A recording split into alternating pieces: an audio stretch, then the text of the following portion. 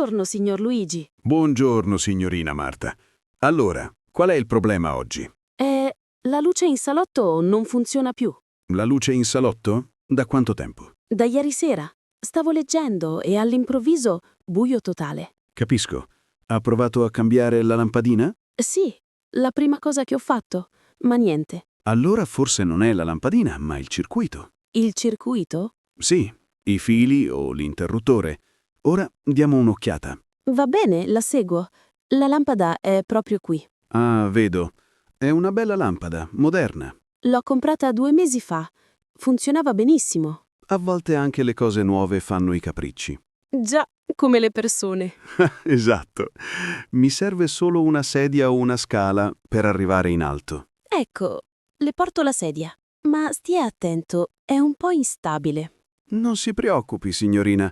Ho fatto questo lavoro per 50 anni. 50 anni? Davvero? Sì, ho iniziato da ragazzo, aiutando mio zio. Anche lui era elettricista. Certo, ai tempi non c'erano corsi, si imparava lavorando. E le piace ancora? Moltissimo. Ogni casa è diversa, ogni impianto ha la sua storia. Non ci avevo mai pensato così. Sì, l'elettricità è come la vita.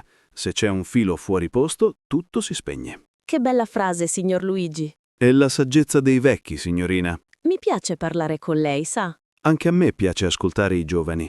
Portano aria nuova. A volte però noi giovani siamo un po' impazienti. È normale, ma la corrente non ama la fetta. Ah, quindi anche i fili hanno il loro ritmo. Proprio così. Bene, ho tolto la copertura dell'interruttore.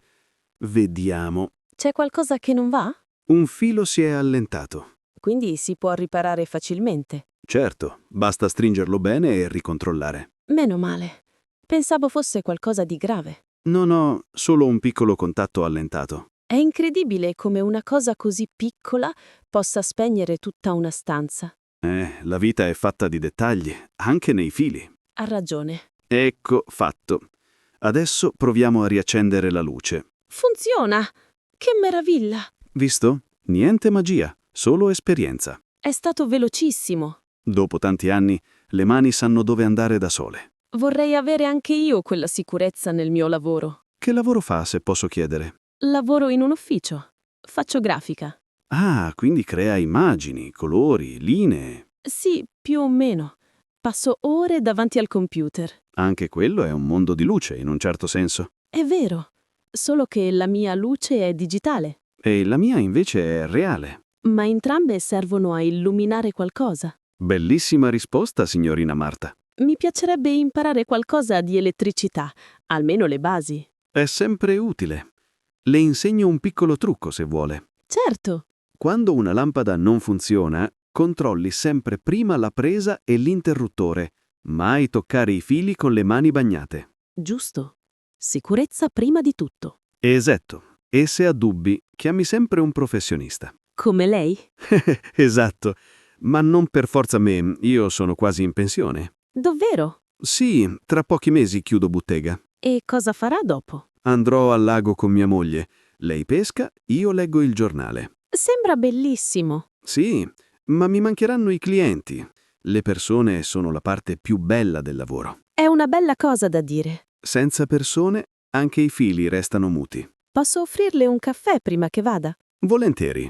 Un caffè e 2 chiacchiere sono sempre benvenuti. Arriva subito. Sa, il caffè è il carburante dell'elettricista. È del resto del mondo.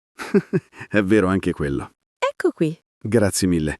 È proprio buono. È la mia piccola moka, regalo di mia nonna. Le nonne sanno sempre cosa serve davvero. Già, a volte mi manca la sua voce in casa. Ma un po' di lei resta sempre con lei, vedrà. Mi piace pensarlo. E ha ragione. La luce torna sempre, anche dopo un blackout. Lei parla sempre con metafore, eh? È l'abitudine di chi ha vissuto tanto. È bello ascoltarla. E per me è bello essere ascoltato. Allora, grazie davvero. Figurati, signorina.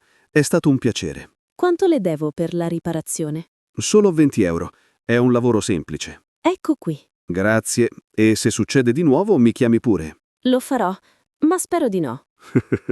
Speriamo. Buona giornata, signor Luigi. Buona giornata a lei e buona luce. Grazie, me la godrò. Arrivederci, signorina Marta. Arrivederci.